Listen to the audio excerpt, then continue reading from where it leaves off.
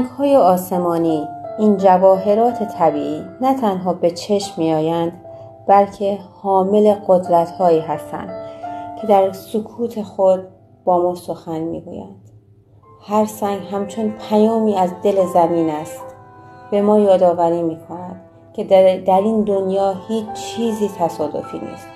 آنها با درخشندگیشان به ما یادآوری می‌کنند که در هر لحظه و در هر شرایطی می‌توانیم خود را از قید و بند هر محدودیتی رها کنیم.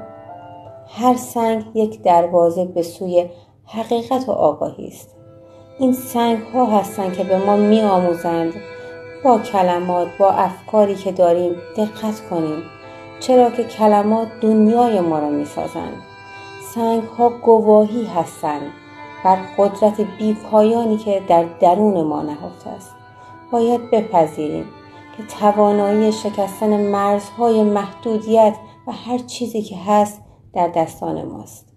سنگ‌ها صدای درون را به گوش ما می‌رساند. صوفیا.